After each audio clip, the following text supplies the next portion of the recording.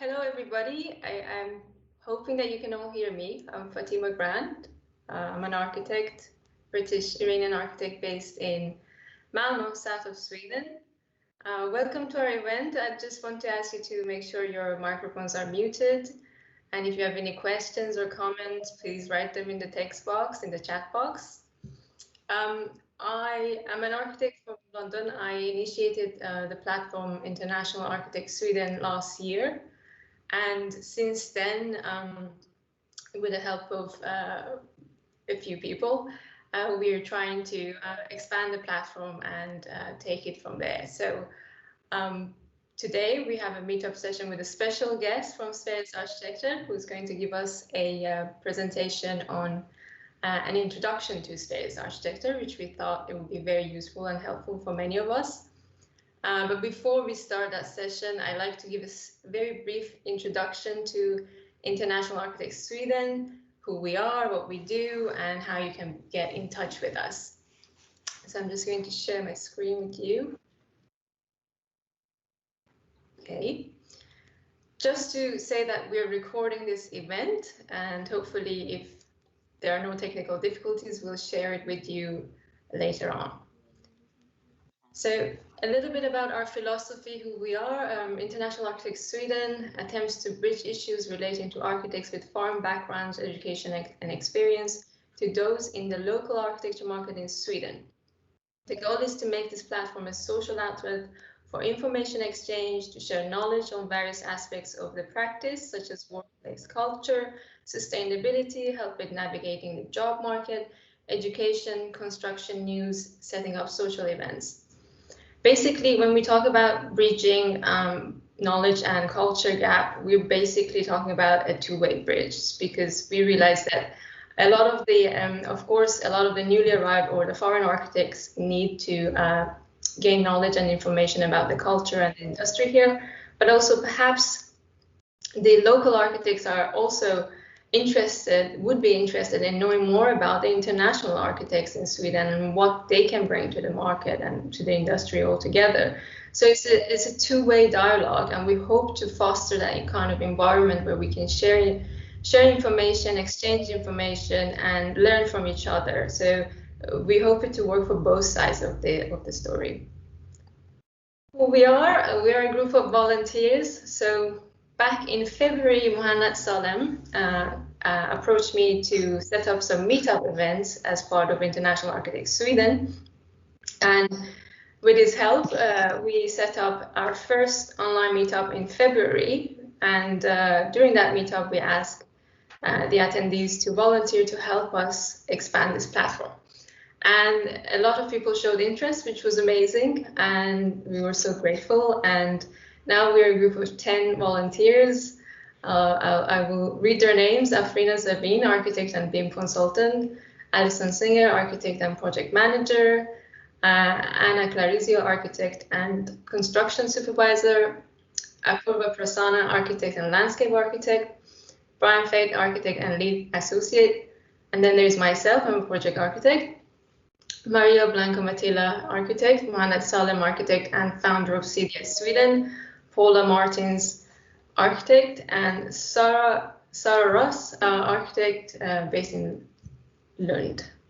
As you can see, we are all based in different cities and different nationalities as well, which makes it a lot more diverse and also helpful when it comes to dealing with issues that relate to international architects here.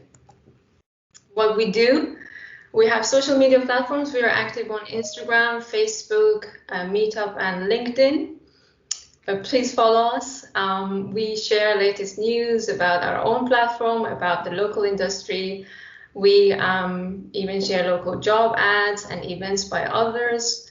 And we feature, on our Instagram page, we feature some of the international architects based here in Sweden. So if you are interested to be featured and you want your work and portfolio to be presented, please get in touch and we will make a post about you on our Instagram. What else do? We have meetups. So this is our third session, and we've had two so far, and this session is the first session where we're focusing on a specific topic. And we hope to have more of these sessions and basically focus on topics that are interesting and relevant to our followers.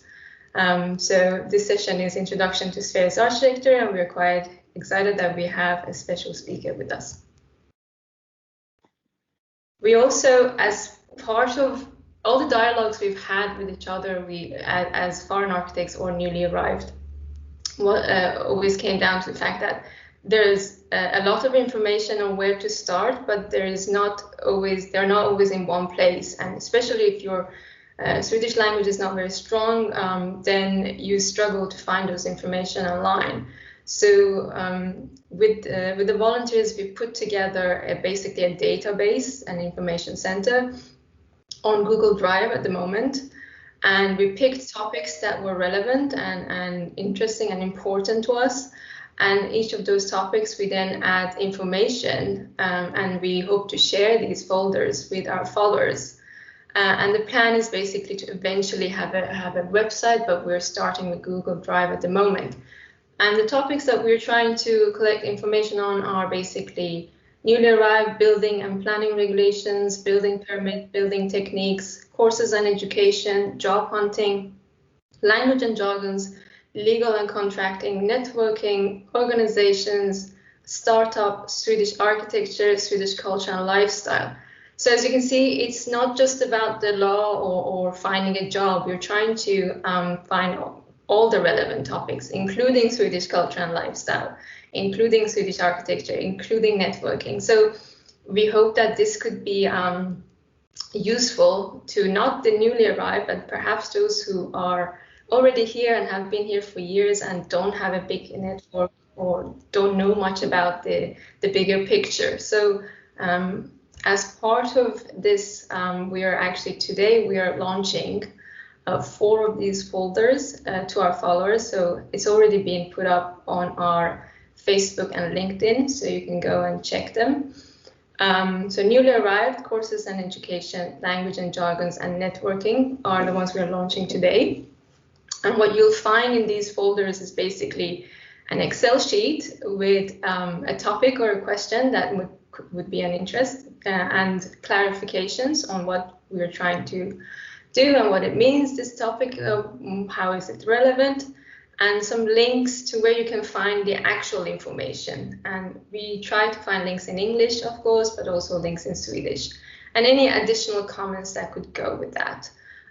This is just a section of for example, the folder newly arrived. We thought this folder is quite important, and the list is quite a lot longer than what I'm showing here. So you're only seeing the first few lines, but it's quite an extensive list.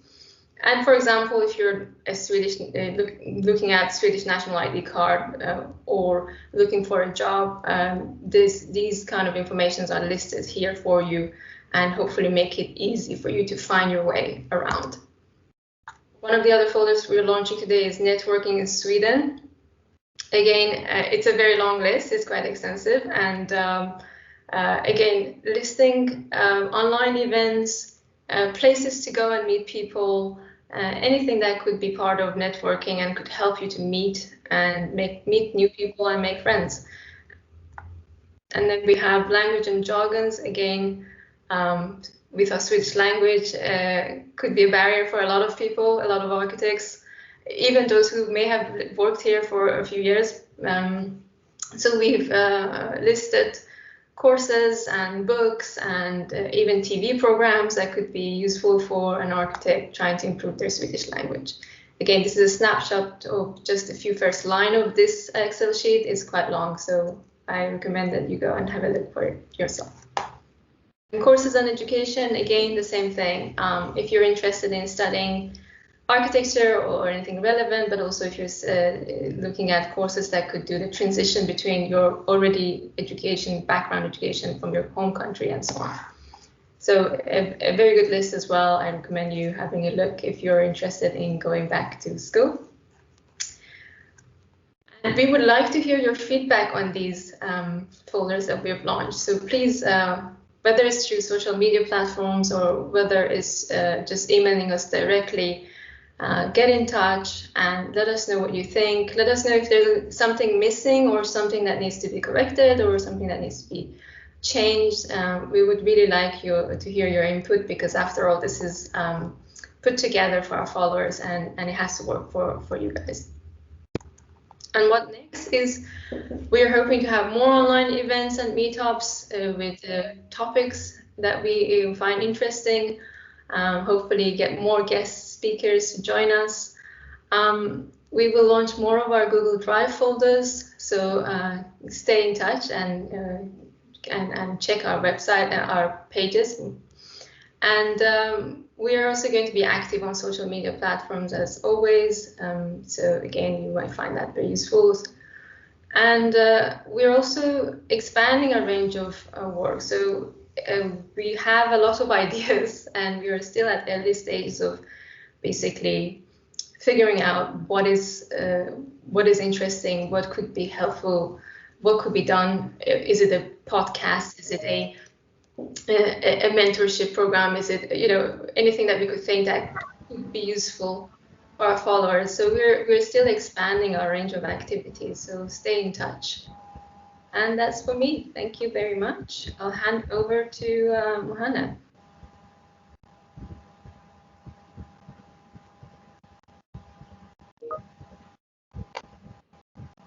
Yes, thank you, Fatima. It was a great introduction. Thank you for joining us. And I would like to ask you kindly to keep your mics muted, to keep this this conversation and the session calm, that we can understand who's presenting. If you have any questions or anything to say, kindly drop it in the chat box, and we will go through all questions and inquiries. We may, at the end of this session, of this meetup, have the opportunity to have some open discussions. So we may open mics and share a little bit our obstacles, our suffering to discuss in between. But for today, we have guests from Sveriges Arkitekter. I will introduce a bit later, but first, I would like to talk about the folders that architect Fatima have just introduced. These were effort by International Architects Sweden volunteers, and I would like to thank everybody shared in this effort, because it's a volunteer work, and we got a lot of works and many meetings till we achieved this. The point was just to help other architects with international background, with foreign education and experiences, living in Sweden, to launch the market, architectural market and construction market, and to bridge this gap in between. Actually, I'm architect. I'm Mohammad Salim. I'm architect with more than 28 years of experience. I have experiences in Syria, Dubai, Arabian Gulf region, and Sweden. I started my business 2018, and I suffered in finding my way in the local market. That's why I was very interested in cooperating with others in IAS, International Architects of Sweden, to build this information platform and cooperation platform. So hope we are lucky to find the best and the most answers to questions usually architects with international and foreign backgrounds have. And these will be, all links will be available on our social media platforms. So we would ask you kindly to follow us on the social media. Links will be available there, and there will be always updates, and other folders are coming later. And whenever there is any new event that could be interesting to one of to any architect in Sweden, so it will be dropped there. Now it's my pleasure, me and IAS volunteers, to welcome our valuable guest. She's an architect with long career, not only in architecture, but also in architectural organizations, not only in Sweden, but also in Europe and worldwide. It's my pleasure to welcome Katarina O Cofaigh. And based on her long career and her wide experience, so I prefer that she herself will introduce herself and her experiences. And I just want in the beginning to thank you, Katarina, for showing interest in being with us today. I want to thank Sveriges Arkitekter for being interested, Sveriges Arkitekter, and being interested in helping us in bridging this gap between us and the local market. And you're most welcome. Thank you very much. I'll start sharing my screen now. It will take a bit of a time because I'm using a new device so I can see you at the same time as I'm doing my presentation. And so excuse me for that, but I am an architect, as Mohanad said, from Sweden. My strange name is from Ireland. It's my husband, and something happened with my computer. I can't stop it. I've been working for the Architects Organization my whole career, you could say. I've been in very many different positions in the organization. Of course, it takes loads of time. I can't speak and do this at the same time. Now,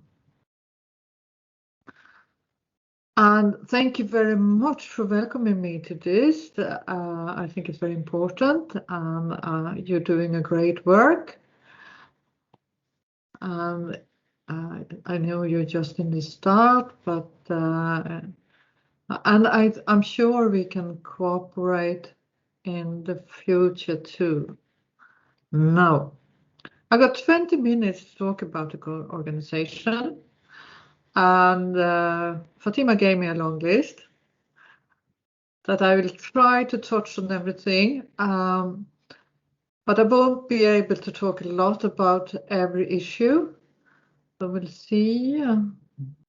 Will soon be ready. And you, of course, are welcome to ask questions in the chat, and we will try to help each other to answer all your questions. Now, here we are. Can you see my presentation? Great. Yes, yes. Yes. And this could be me. An old lady who have been representing Sweden for many, many years in our international organizations, and Swedish architects are actually member of a lot of international architects.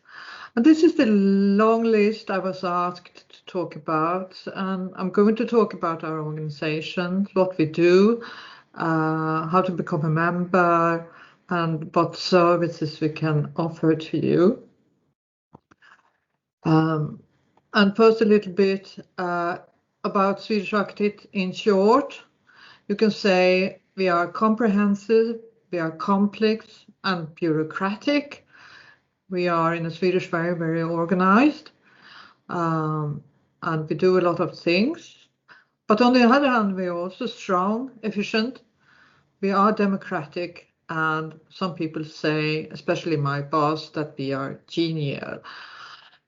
We are highly representative. Almost 90 or more than 90% of the architects that actually can be members are members. that makes our voice very, very strong in society. And we think that's extremely important. So we are almost 14,000 members. And we give you a more or less full cover service as an architect in whatever position you are. If you're employed, if you're unemployed, if you have your own practice, if you're employed in a public entity of some kind, if you're a student, and members actually stay until after they have retired and go on being members. And we are quite unique as an organization that we cover all these areas in the same organization, and that does not go only for internationally, but also in Sweden. We are quite unique. And we created this multifunctional organizations about 20 years ago. Before that, we were 5 organizations that try to cooperate and work together. But we think it works much better to be in this position. So we are a union and a professional organizations, and all the members are individuals. So you become a member as an architect. And what we work for is the best conditions for the members in the profession. And we try to promote good practice of architecture in society and the importance of architecture, of course. And we usually say what's good for architects is good for architecture, and what's good for architecture is good for the architects.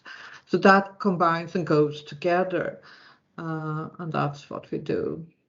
If you would like to see us a little bit in numbers, we are almost 14,000 members, 92% representativity, about 1,000 practices that architectural offices are affiliated. I'll come back to that. But you can connect your practice to the organizations. About 10,000 members of the 14,000 are practicing. The rest are students. They work in another business, maybe. They can be retired, and of course, some of them are unemployed. The latest figure of the unemployment is 2.9%, and before the pandemic, it was around 1%.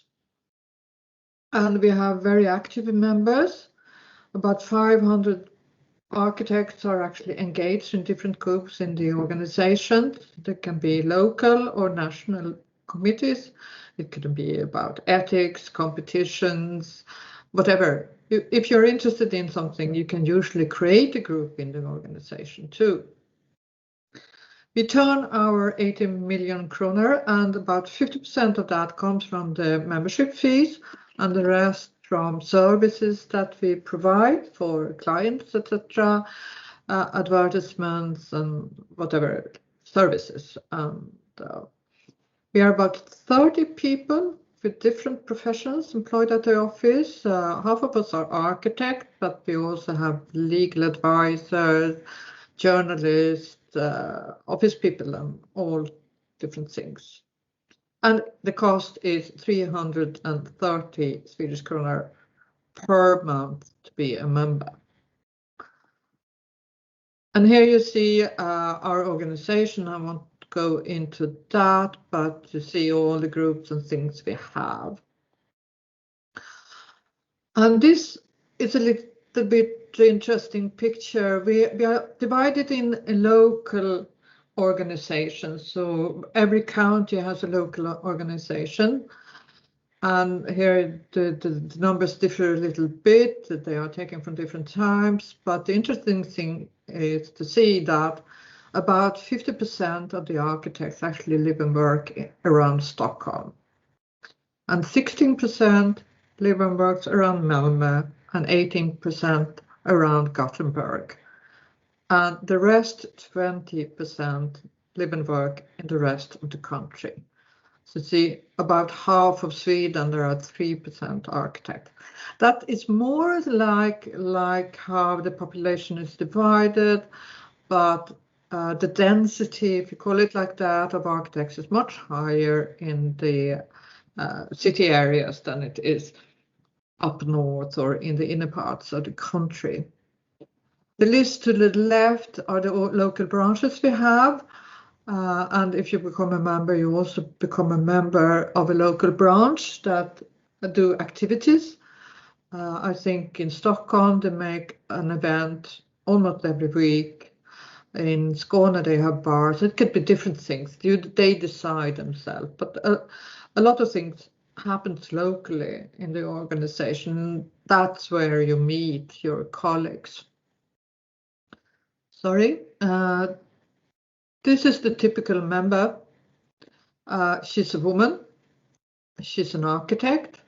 She lives in Stockholm and works in the private sector. And this is a complicated picture, but it shows you the gender, how the genders are divided in the organization. And you can now see that about 70% of our members that are young, usually students, are women. And it's absolutely the opposite in the older section. I'm here in the cross, 56. There we are about 50-50 when it comes to women and men. As you know, we have all different kinds of architects in the organization, and that's one of the things that are unique in an international context. A little bit more than 70% of the members are architects. And then we have landscape architects, interior architects, and planning architects that are together about 25%. Sorry, if you hear my pling, I can't take it away. So we are a union and a professional organization, and we represent the members, the architects in all situations, but if you're an employer. So we don't sit on the side of the boss, as simple as that. We always sit on the side of the employed architect. All architects can be members, that is to say. If you have an architecture diploma from wherever in the world, you can become a member. The way in can differ a little bit. Sometimes we have to evaluate your diplomas, things like that. We try to make this as easy as possible, and you can actually, while your diploma is evaluated, you can be a temporary member. So the threshold to get into the organization is very low. And you can also affiliate, connect your little practice to the organization and get services in your role as a practicing architect. And here comes a few pictures of what we do.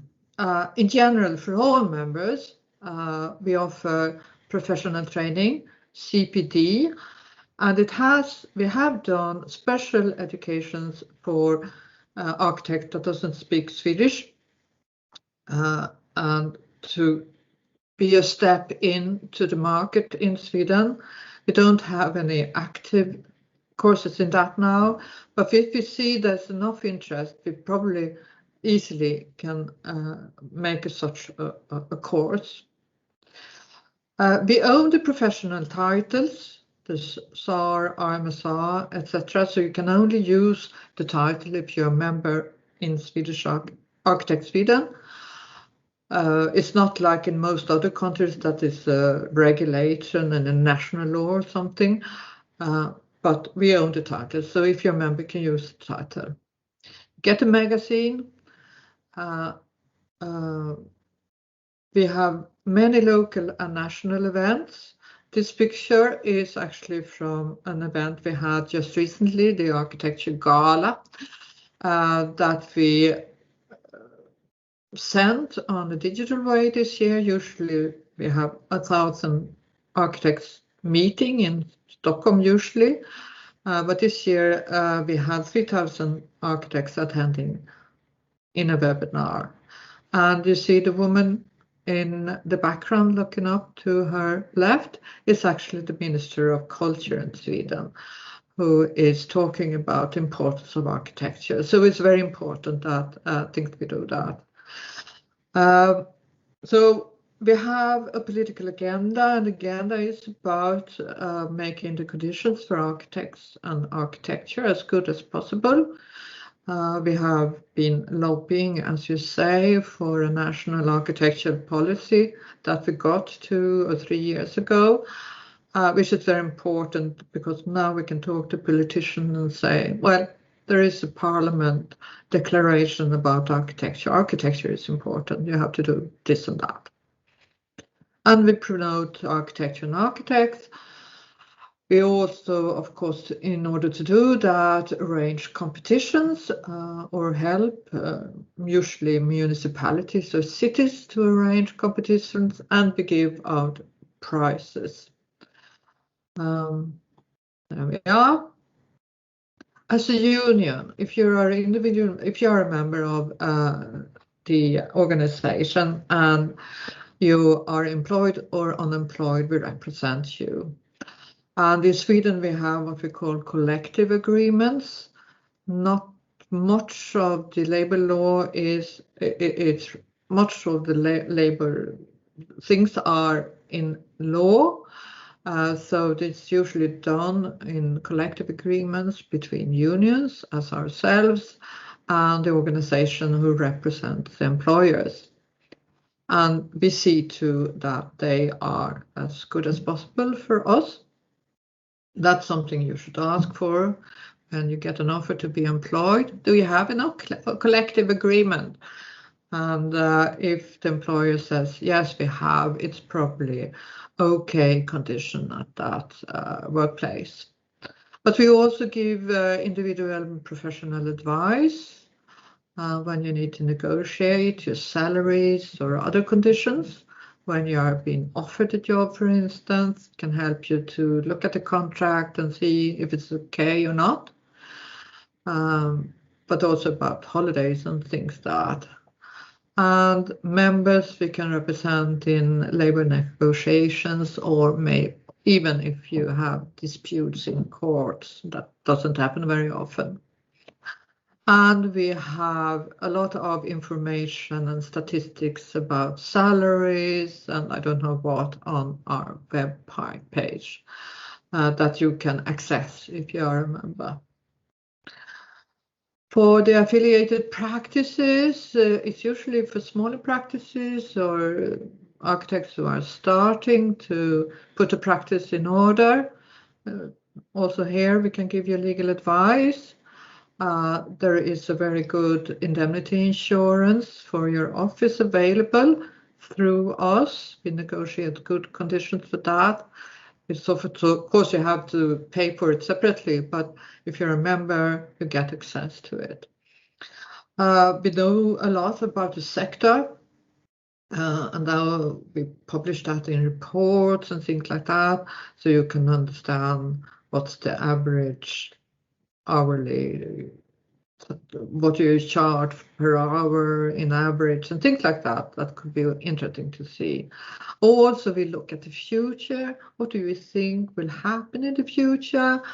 What sectors will be needing architects in the future? So the members can think of how to develop themselves to get the knowledge they need. Public procurement, when the municipalities or when they are going to design hospitals or whatever, is a very big sector in Sweden, so we give advice on that. And we also offer networks, seminars, CPDs, that's education, continued professional development, as it said, that is available and specially made for those members who have an offer. We have recently started a special network for the smallest ones, the ones who are only 1 or 2 people in the office. And here's a little bit on how to become a member.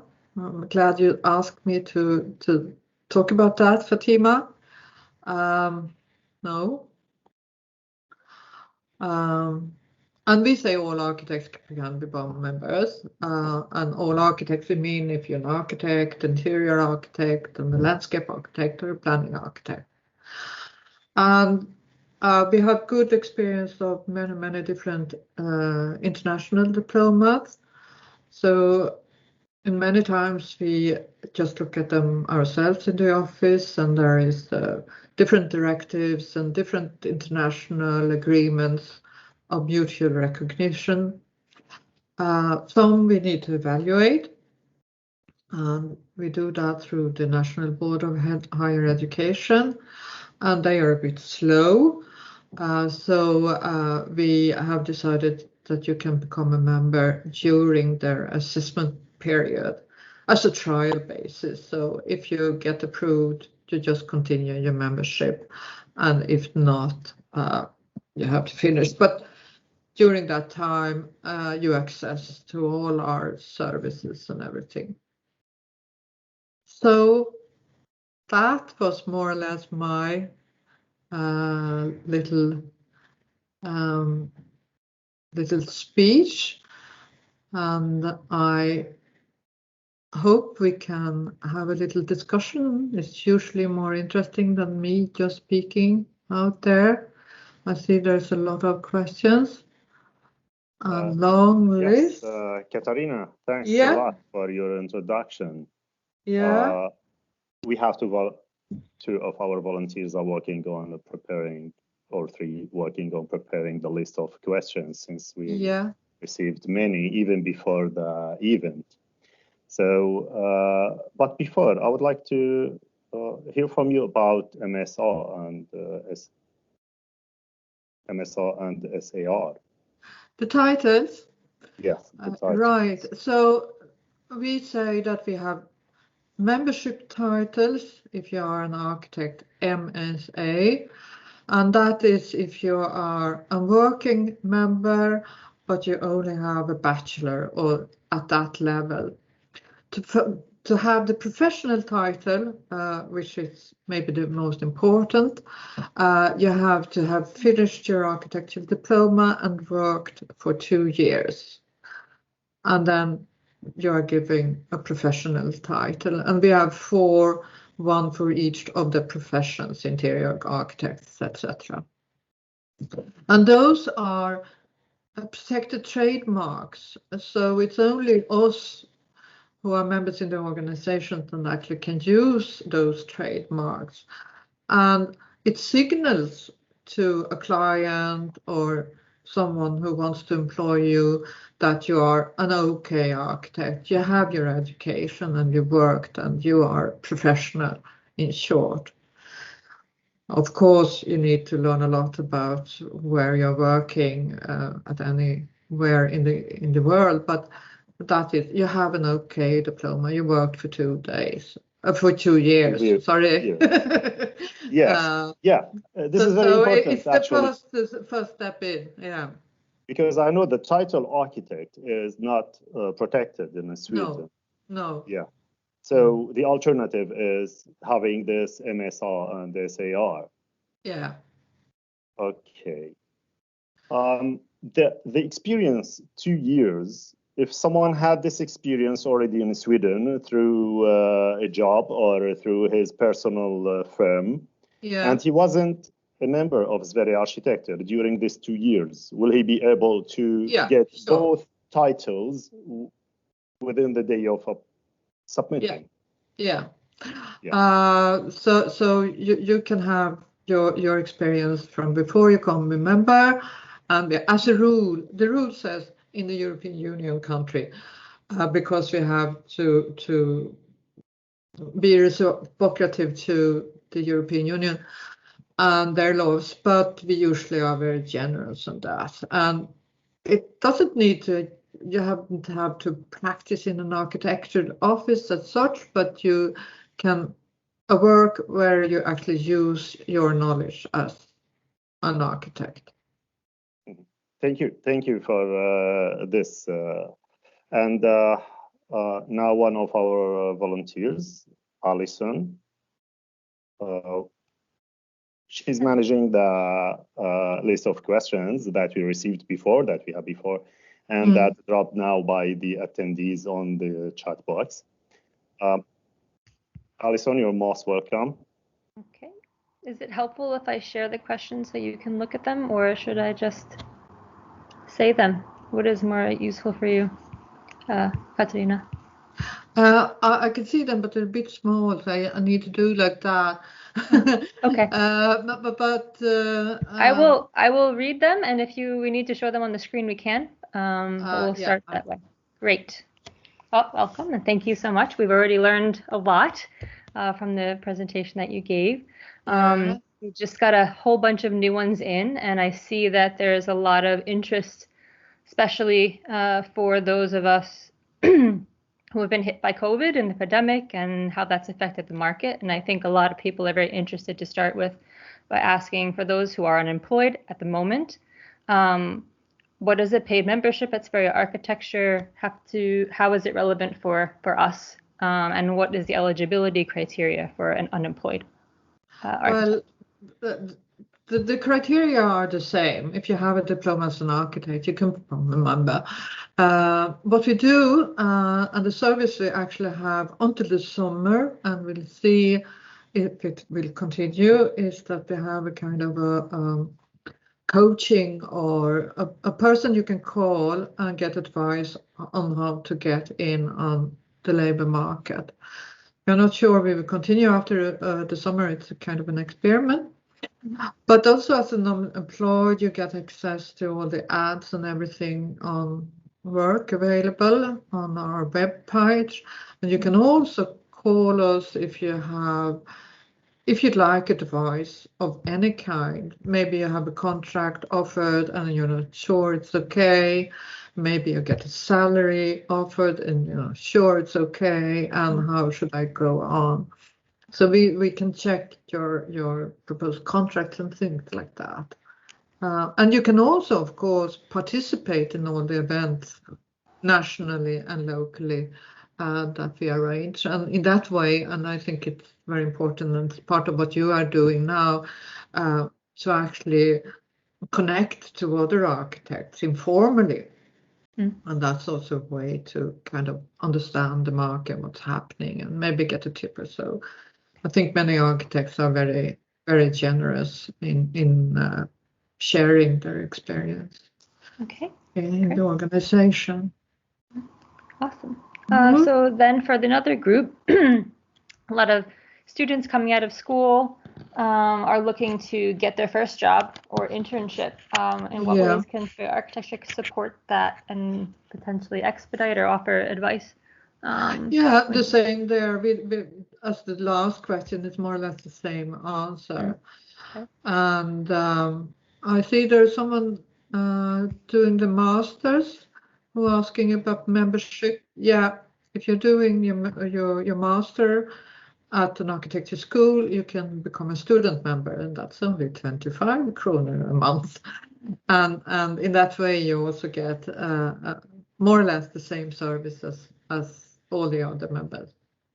Okay. All right. I'm trying to go through and put them in some sort of logical order here, so we can transition. They're kind of all over the place. But we have also some other ones. So I guess the other one, a lot of us are curious, is with what regard are the titles that we are offered by Sveriges Arkitekter viewed? Can a member, is it something that is good to have on a resume? What is that? What the sensation does that give to an employer who wants to install somebody, hire them? No, but as I said before, you get a trademark. You are approved by Swedish architects, and it's easy to see that they understand you have an okay education, an okay diploma, and we don't need to go into that. If you're approved by, and it could be especially important if you have a diploma, a foreign diploma, that we help you with that. Okay, so what a pre-approval process for them to say this person's serious. They have taken the steps to get them to this point in their career. Yeah. Okay. Why would it be important then for individuals or companies to become members of architecture? And to what extent do you assist companies that are not like 1 or 2 members? If you're a little bit bigger, it's more or less the same services, but we in the group of affiliated practices, there are practices up to 120 people, I think. So we try to help the smallest one a little bit more, but we also help the bigger ones, of course, and they get the same services. So that we are not making any difference. So you can get legal advice, we can help you in court. Of course, the bigger ones pay a little bit more, but they get. I guess personally, I was curious because you had mentioned earlier that you're mostly, if not entirely, on the side of the employee. So I was just curious how that affected being also representing companies who are the employee. But we do not do, if you as a practice have a problem with one of your employers, we don't help you, and we don't do tax. Okay. But most practices think that it's so important with the agreements we have, the standard contracts we have, in the relationship with the clients, the CPD things we give. So that's usually a small part. There is an organization for architecture companies as employers, and we often advise them to become members of that organization. So they have professional help in their dealings with their staff. Okay. All right, let's see some other good ones. I know there's also a lot of questions that we have about protecting intellectual property and protecting our rights. Is there any support from Sveriges Arkitekter with regard to protection of intellectual property while you're working here in Sweden or for a Swedish office? And if so, what is that? Well, the intellectual property is actually protected by law in Sweden and mostly international, European Union at least. So the intellectual property saying that you must have your name on your drawings, they can't take that away and things like that. And they have to continue mention you on the web pages, even if you're not there any longer. That's protected by law. Of course, the architectural firm has the commercial ownership of your drawings, etc. That's natural, but the intellectual property is with the individual architect. And there are also rules in our ethical rules, how you are respecting each other's intellectual properties. Okay. So you don't go on drawing on someone else's design without asking. Of course, that happens. You have to do that. Of course, the client changes his mind, but it's respectful and go back to the original architect and say, I'm going to do this. That's the most usual ethical dispute we have, actually. But it's very important that you yourself protect your intellectual property too. Is that by signing collective agreements or signing agreements that also work on your side, not just like a, what do you call it, non-disclosure agreement or something like that from the other direction to protect yourself when you're working as it's in the law, it's not really necessary to have an agreement. It's not in the collective agreement because that's only labor issues, but you have to have these discussions sometimes, especially if you leave an office or things like that, and we can give you advice on actually exactly how to do that. But it's very important to be clear about your intellectual properties, to be named, for instance. Okay, thanks. The next is, how can Well, it's any architect, but especially foreign architects navigate issues that are related to being exploited or discriminated against on the job. And what measures are put into place by Sveriges Arkitekter to protect the newly arrived or foreign architects working in Sweden who perhaps don't know all of the laws yet? What can you say about that? Yeah. So again, there are very strong laws against discrimination and things like that in Sweden.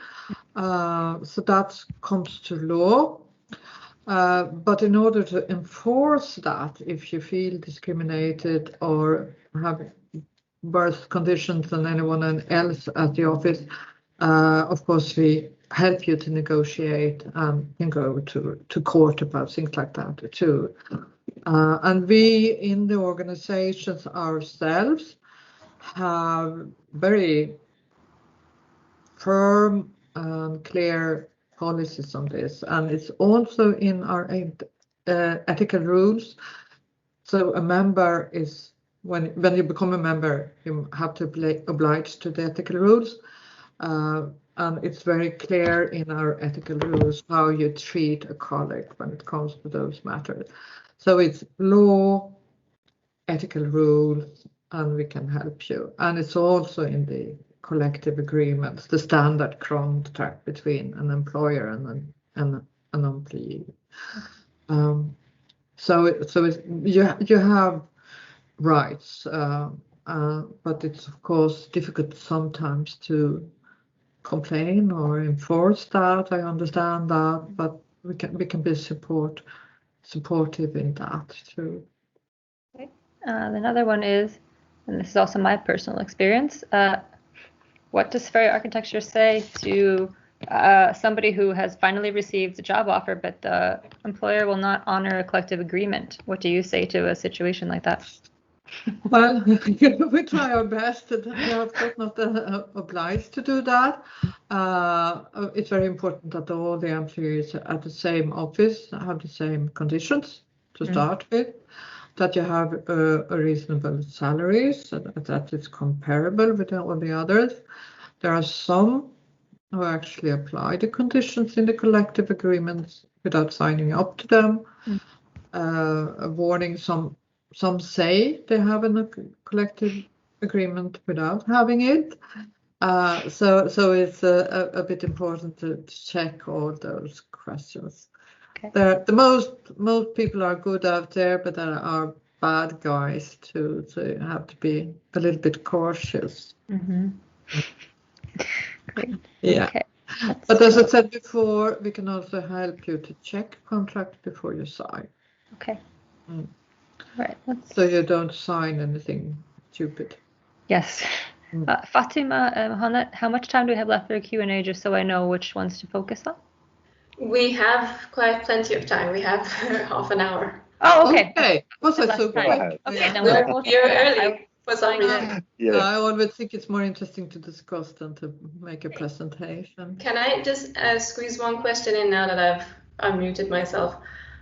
You're saying that you will help with the individuals who might experience something at work and something that's not right. Is this for individuals who are your member, or is it for everybody, even if you're not a member? No, it's for members, of course. We will answer the telephone and try to help you, but it's like an insurance. You can't come to the organization with a problem. So it's good to have so you need to membership. Advice. Thank you. We try to give advice as much as we can, but we have to, of course, prioritize the members. Thanks, Alison. You can continue. Thank you. Sure, no problem. Okay, here's a question also possibly looming on a lot of people's minds is how does Sveriges Arkitekter see the impact of COVID-19 on the job market right now and in the coming years, especially for young architects? Well, what do we do? What do we do? Now, a year ago, we were really frightened of the market. It was not only the COVID, we saw a slack in the market even before that. And we did everything we could to prepare the office for all the questions and all the help we thought we would be giving. And we also have an income insurance that you can take when you are a member.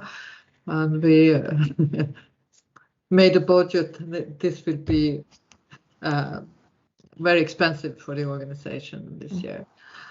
And of course, at the peak, I think we had an unemployment of 3.7 or something like that, like last October, November.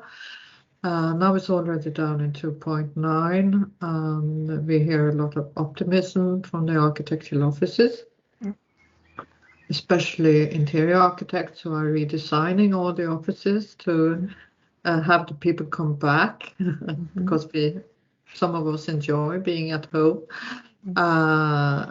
We see the whole sustainability question is a great opportunity and the market that's opening for the architect. So we all have to learn more.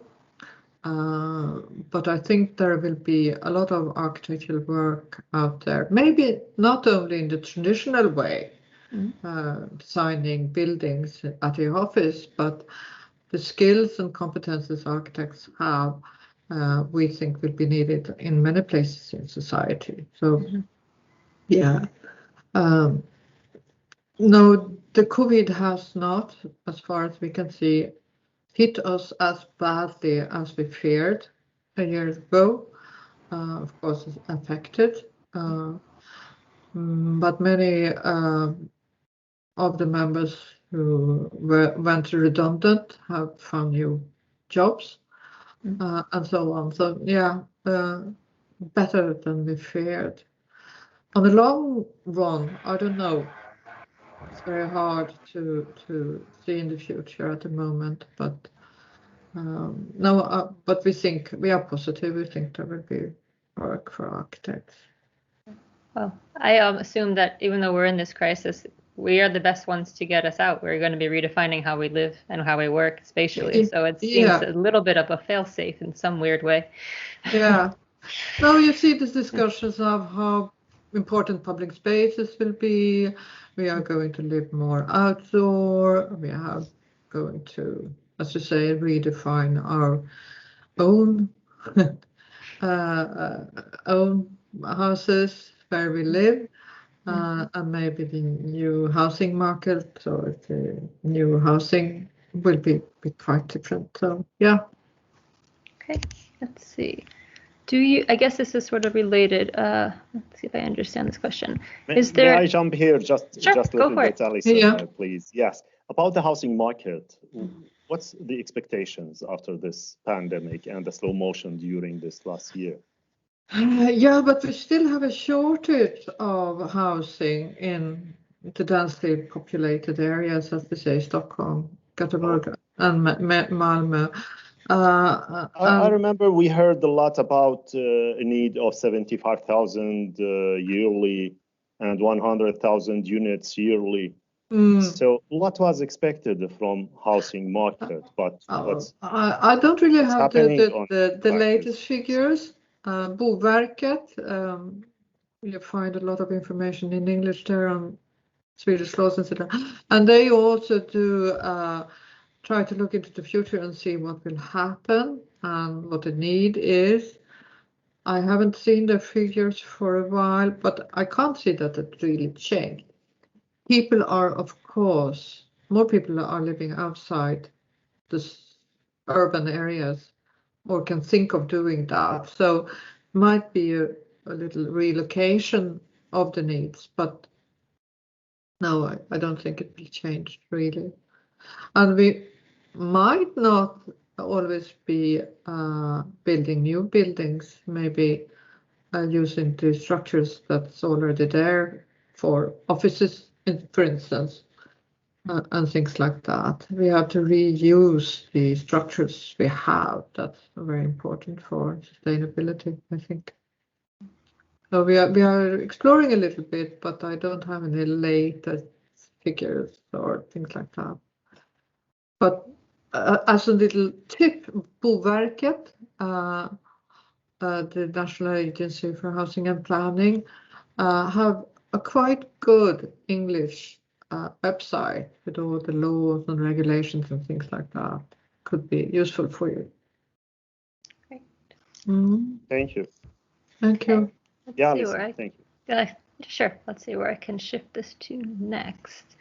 I guess a little bit more with the title. We understand that you need 2 years of professional experience in order to get a professional title with architecture, and that has to be done within Sweden or the EU. Is that correct?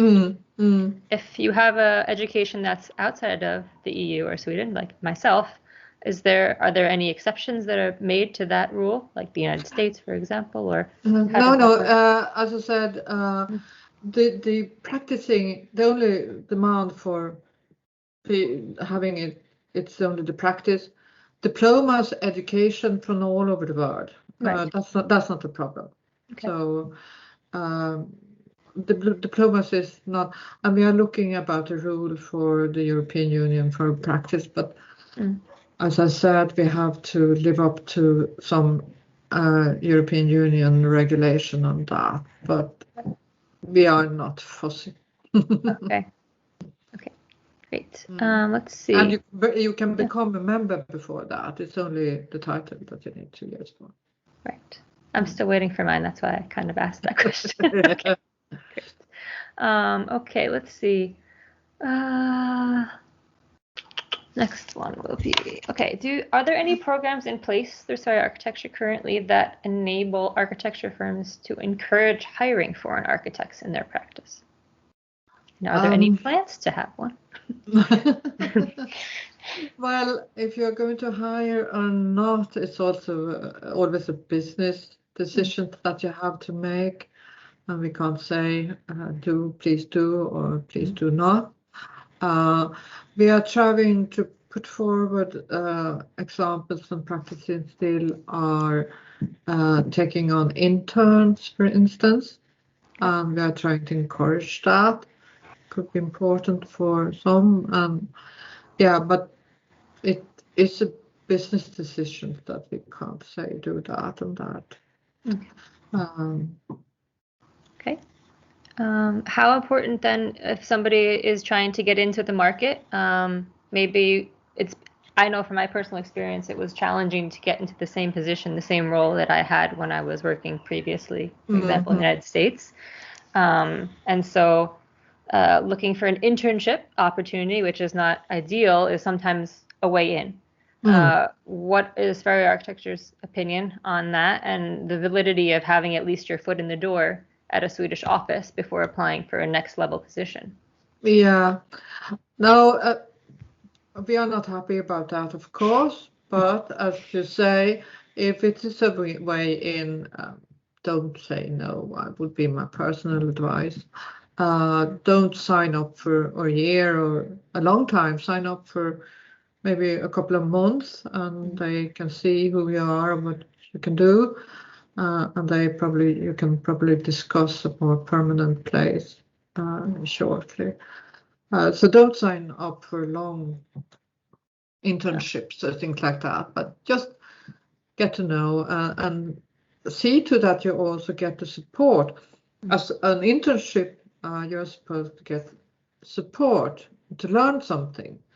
So you need to be very cautious to have a contract, a deal with the office, that when they say, well, you are actually going to learn this and that and that, and we are going to take you to the building site, we are going to take you to the client.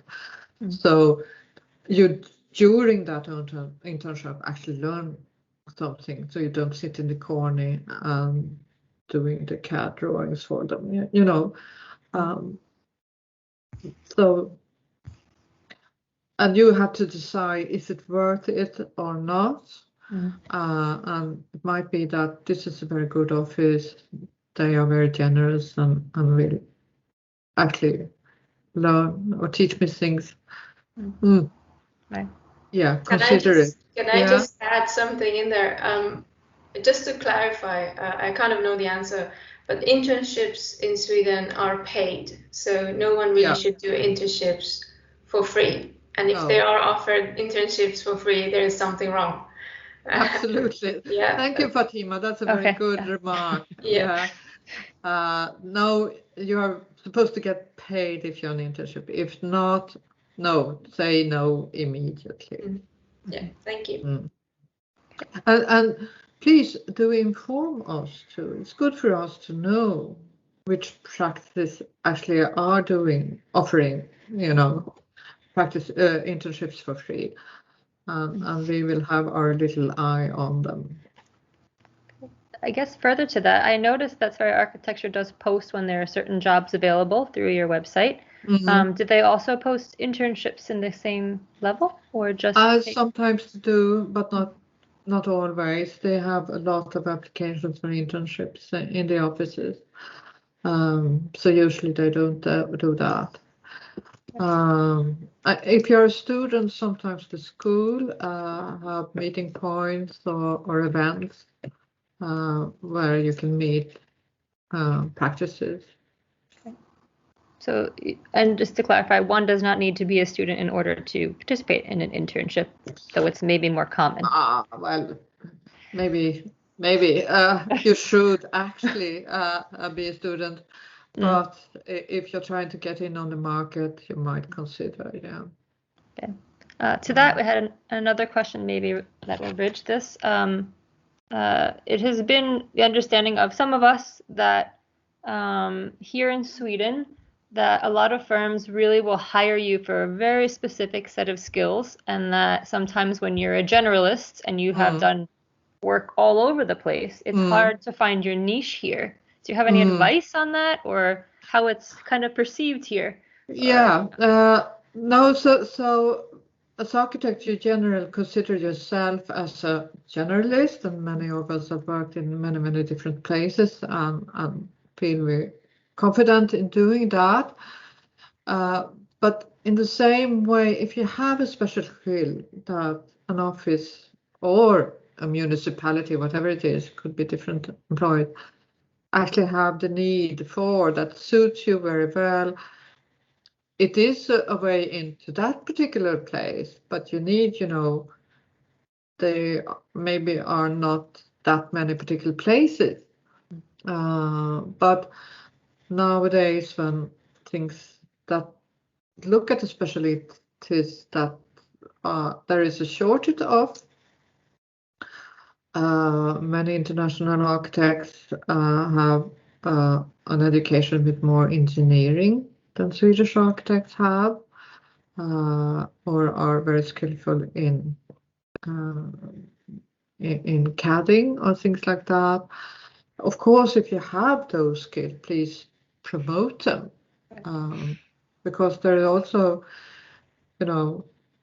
we Swedish architects have our kind of education, but you have others, and there could be specialities or things that that actually are important here. You can always try to promote that. So I know that also compared to Swedish education, which is here, compared to a lot of foreign architects, a lot of us have had a lot of additional experience on the job, site experience, project management, all of those, which is not always the typical case with someone who's educated here in Sweden. Yeah. Does that set us in a better place, or does that put us in a slightly overqualified, and employers don't know what to do with us when we try to apply and say, oh, we've done these things? How do we navigate that? No. Well, you must think it's a good thing. Yes. You can actually offer something that they can't offer, also a competence that they don't have. Even though usually as a practicing architect, you might not be as much project managing or being on site usually, but that's something the offices actually want to do. So look at that, something good that you can offer that services. Well, you have to learn the special building guys here, but that's something you can learn, I think, if you used to be project managing, for instance. Right, great.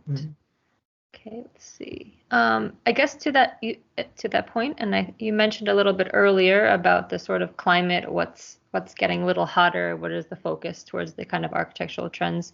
A lot of people who are looking to pad their resume or add some more accreditations and things to their belt. Is there anything that is on like the job front horizon that is sought after in candidates that are being hired now or they're looking to be hired?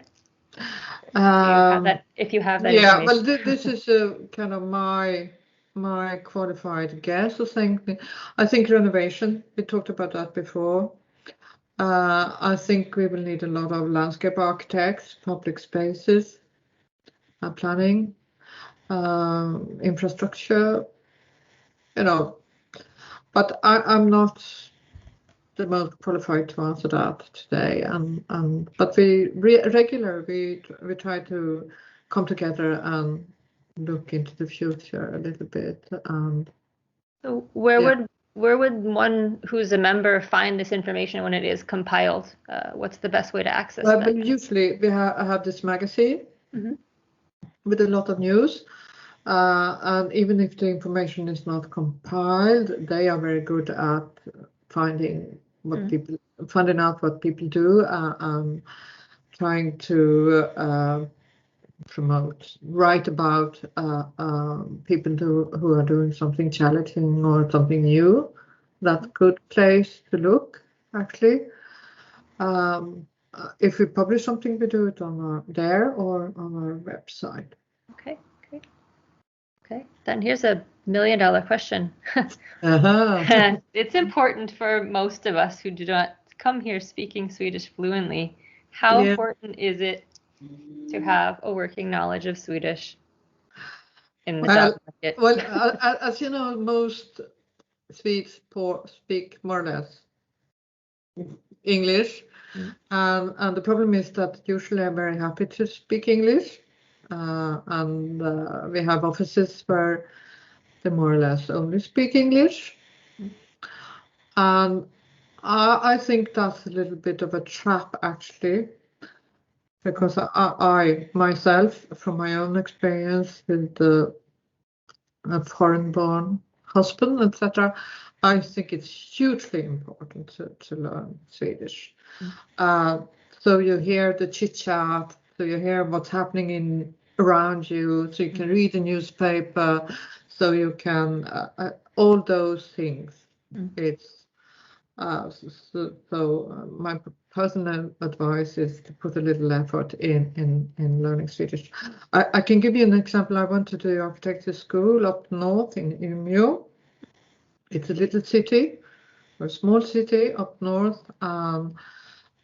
Their architecture school have a lot of international architects, and I was talking to one of the responsible teachers there, and they were doing projects out in the small villages around. And then I said, well, there's been an election, and I hear they changed the party who is governing the municipality. And I think that will mean something for the architecture here in Umeå. Oh, what? He was not there at all.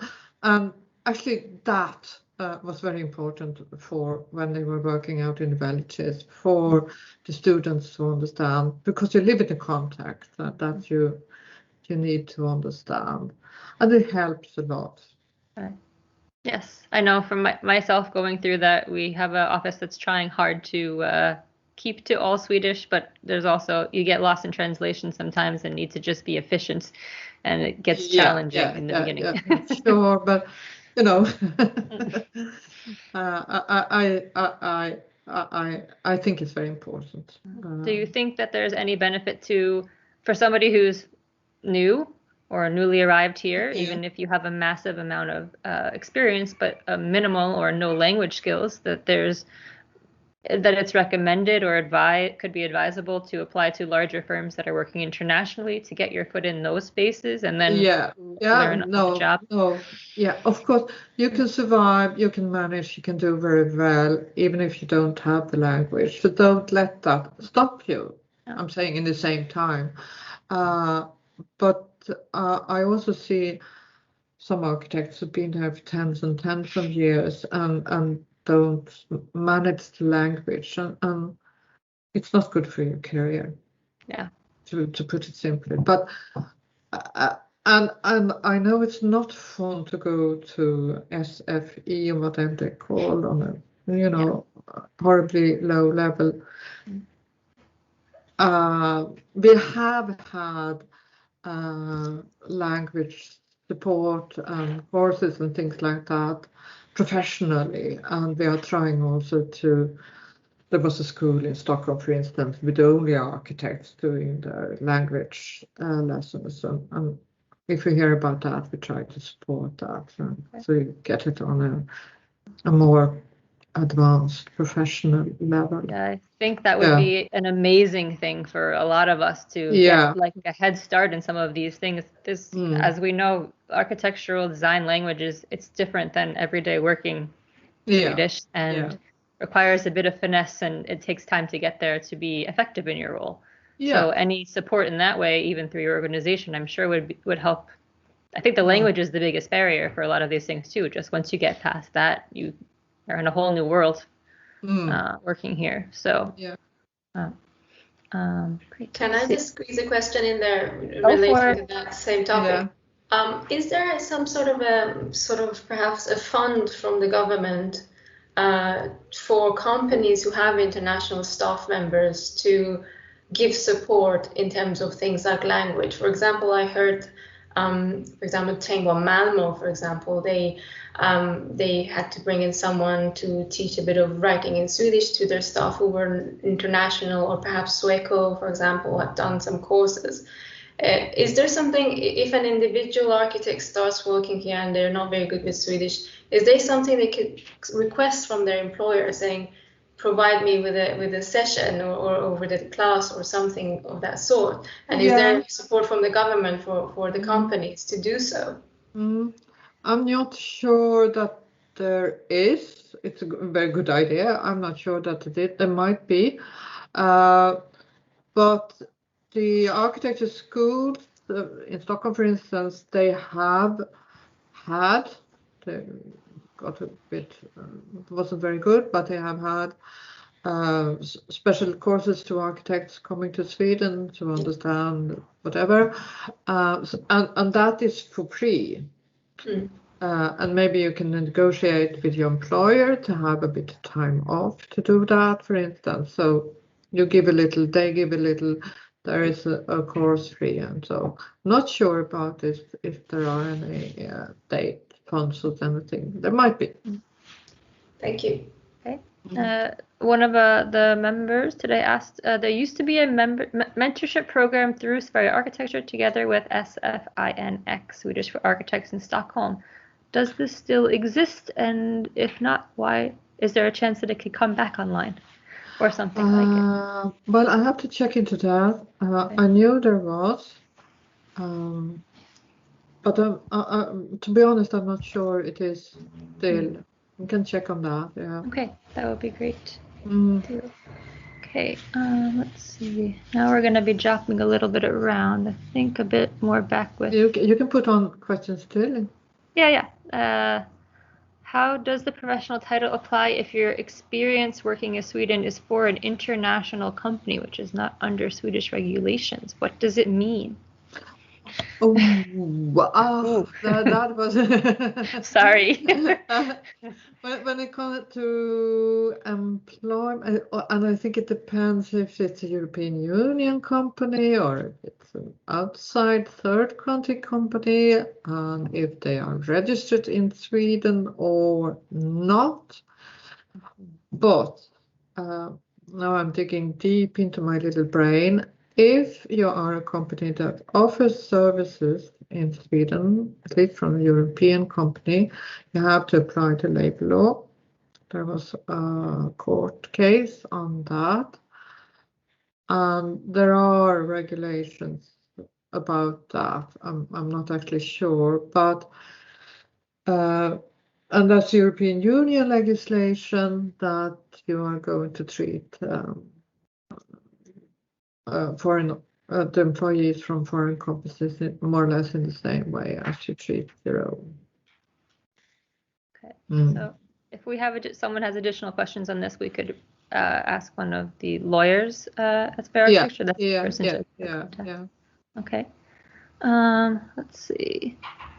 We have 5 more minutes, Alison, and 5 more to wrap up. I'm trying to understand what some of the questions are so that I can ask them. Someone is writing here. Here's one. Did I ask this one? I don't. If I did, forgive me, but I don't think I did. Are there any events that Sveriges Arkitekter is doing to organize and bring architects in Sweden, whether they are Swedish or from another foreign background, together? All our activities are open for all. It's the local organizations or branches, when we don't have COVID and you actually meet, are really good to attend to.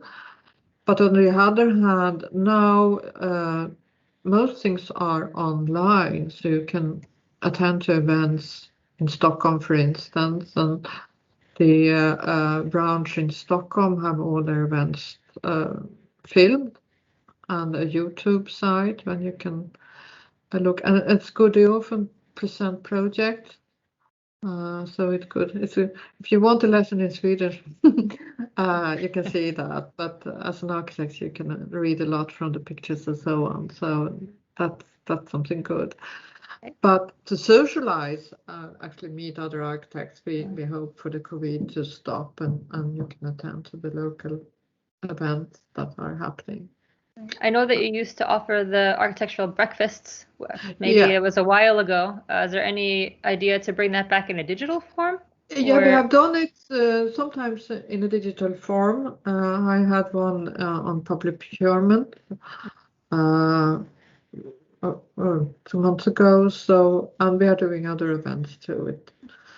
Now we see that we don't need to have them early in the morning. We can have them at any time of the day because you just put on your computer and participate. Lunchtime events would be good because you're already there anyway. So. Yeah. We've done some of those. But you can also request if there's some area that you want to know more about. We can probably, it's quite simple for us to put up a seminar or something. So just put in a request to us and we'll see what we can do. To that, who is the best person to reach out to? Is it you or somebody else at Sveriges Arkitekter if we have suggestions for new activities and things? Is there a more direct line that we can take to get that information? Yeah, well, it depends a little bit what your question is. So the switchboard is very good to kind of locate you where, and you send an email. We will find a person to answer your questions. Okay. All right. And there are presentations and instructions of all the people who work in the office, and we'll see what question you have. We can send them directly to them. Okay, last one. Can I ask one last one? Team? Then we close? Okay, I'm going to do it. Yes, you can. Okay. Last one. Is there a way to make sure that the information to the foreign architects regarding work ethics and their individual rights in an effort to avoid hold on, is there a way, so basically for us foreign architects who don't know the system, perhaps that we have access to information that can protect us regarding work ethics and individual rights in case things are mismanaged? And is it on your website somewhere that we could direct this? So what you look for is the ethical rules that we all agree that we are going to follow. Labor law, anti-discrimination law, and the collective agreement. There are links and they are posted on our website or links to them. So yeah. We will make sure that information is somehow channeled through us so people know how to get there faster, I think, rather than hunting down. We look into that and I will help. Okay. I don't see any other like burning ones that we haven't sort of touched. So I think that I'm going to say thank you for being open to answering all of these questions. I know they were in all different areas, but I think they have covered a lot that a lot of us have been curious about. So thank you for that. And thank you. Thank you for having me. It's great to see all these people. I don't know, with 40 people or something. Yeah. Thank you for your time, Katarina. Just the last word. Can we promise international architects that after this meeting with you, that we are expecting a little bit more interest towards bridging this gap and helping architects with foreign background and education in launching the market with their experience, with adding value to the local market, because exchanging experiences for sure at the end is adding value and giving even the architectural market in Sweden and the architectural firms wider knowledge, wider international knowledge, more opportunity to go out, spread the Swedish architecture worldwide, and for sure at the end this is adding value. So do we expect something? Absolutely, I can promise that, because that is something that's very high up on our agenda, and we have a special policy that the executive board of the organization worked very hard with last year. It's launched now. Now we are going to have all the activities around that, and we really see the value of all the different experiences we have as architects from all over the world, from whatever we are. It's necessary and very important. So yeah, that's no doubt. We will do our best. So actually, I can't find the word to thank you for being generous and accepting our invitation. Just a reminder to our attendees, this interview will be available on our social media. It's already recorded, as we mentioned in the beginning of this interview. The introduction by Fatima, your introduction to Sveriges Arkitekter, and the Q&A session. So thanks a lot. We will keep on contact and hope soon we will see the results, the positive results, seeing on the market. Yeah. Thanks a lot. I'm happy to thank you very much, everybody, for listening to me talking. I'd be happy to see you in real life or come to a meeting like this. It's easily done. Yeah. Thank you. Thanks a lot. Thank you, Katarina. I just wanted to add one more thing to our attendees, that just check our Facebook and LinkedIn. We have shared folders where we gathered information on newly arrived, topics relating to the newly arrived, language in Sweden, and courses and education, as well as networking. So you can find within those folders links to information that could be useful to you, because I can see some people are asking about where they can find courses, where they can find jobs and so on. Those folders are launched today, so you should be able to access and hopefully find the information you're looking for. If not, get in touch and let us know what's missing, and we can try and always help. Thank you, and thank you so much, Katarina. Thank you, volunteers, and good night. Yeah, thank you, everybody, for arranging this. Thanks a lot. Bye-bye.